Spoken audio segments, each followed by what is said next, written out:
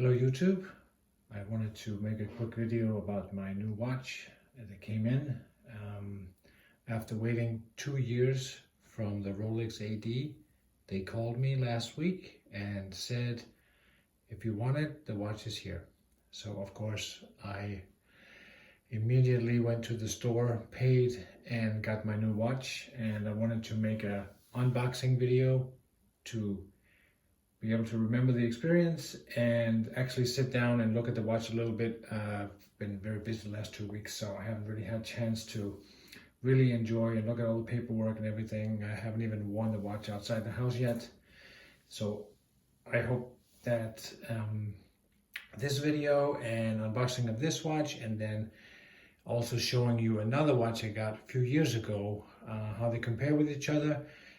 That will be an interesting comparison for you. You may be interested in one of them or the other one and see how they compare to each other. So here we go.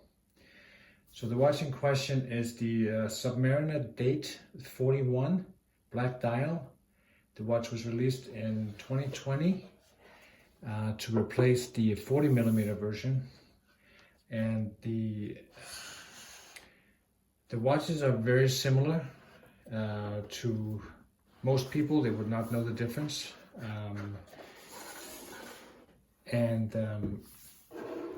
the difference on wrist is negligible. I think you see them side by side. Only the people who are into stuff like look at the bigger lugs on the old model, or look at the taper on the bracelet on the new model, would be able to tell the difference. So here, of course, is the classic green Rolex box, and we open it up, and inside we have the watch itself, of course, and we have the tag. We have the little price tag here, which is, as of now, is 10,250 US before tax. And then we have the extra links, which I then put in a Ziploc bag, inside a Ziploc bag, so that the links that are removed do not touch each other. That's the stuff that we watch people do. So the watch itself is here, and it is absolutely beautiful. It is really excellent on my wrist. My wrist is 17 centimeters or 6.75 inches in circumference. It is just an amazingly beautiful piece.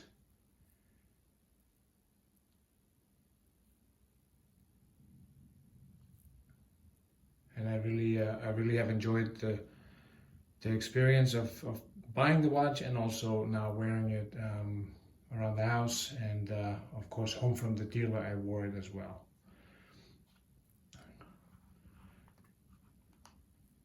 So of course here in the back, I can open this up. I have my receipt from the dealer. They have the booklet, the instruction manual, and then we have the warranty card, which no longer says your name on it, by the way. It just says the day you bought the watch and the serial number and everything. And there's a little package here with the booklet and the service requirement here. The watch has a 5-year warranty from Rolex, and as far as I remember reading, I think the service interval they recommend now is 10 years. So you could wear the watch for 10 years before they would say that you need a service. In my own opinion, you should service your watch when it needs to be serviced, in the way that once it starts performing poorly, you should service it. Hopefully you have warranty at that point. If you don't, you're gonna pay out of pocket. And I think for this watch, it's somewhere around $1,000 for the service, which includes, of course, refinishing of the case and the dial, anything like that, if there's any damage. But I would say if you have a mechanical watch that's 8 years old and is running absolutely great, then why service it? Once you service it, they replace the parts that are worn. So better to wait until the watch is actually performing poorly before you do that, or you're just gonna be basically spending money for no reason. So now that we've opened this one, put it back in the box, I wanted to show you another watch that I bought a few years ago, and that is the Omega Seamaster Professional in blue. Sometimes Rolex gets a little bit of a bad rep for the boxes that they give the customers, and to be honest, compared to this box, the Rolex box is a little bit sad in comparison. Absolutely fine, of course, nothing wrong with it, but you would objectively say that the Rolex, the Omega box is nicer. So inside the box, click on here, you have the watch and all the information and the warranty and everything. I believe it's under here. I can't remember exactly. Got all the links and everything, and then here's the watch. Beautiful blue. It is extremely close in quality to the Rolex. I would say they're equal. Having them hand in hand and wearing them.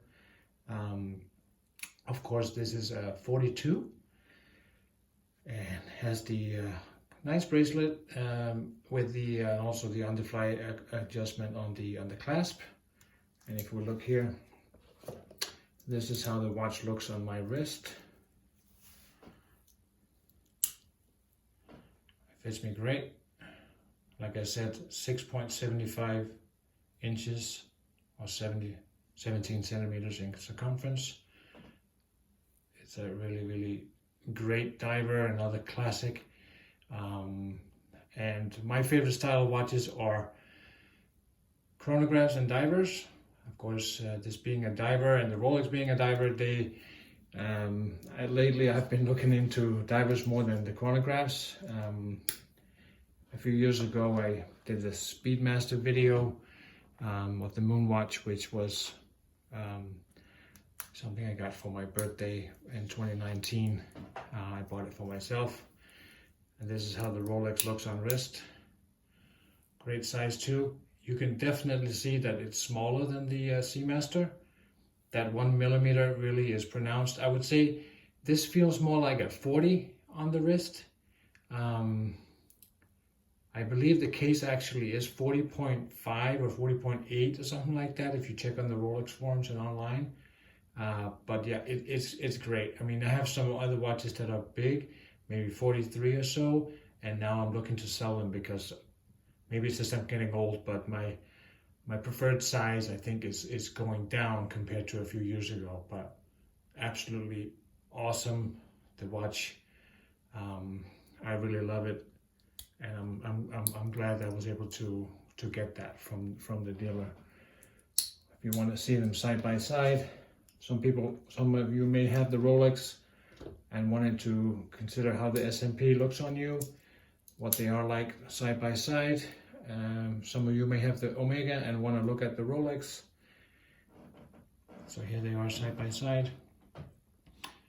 I would say if you're just looking for a great new diver watch, the Omega is of course about half the price of the Rolex.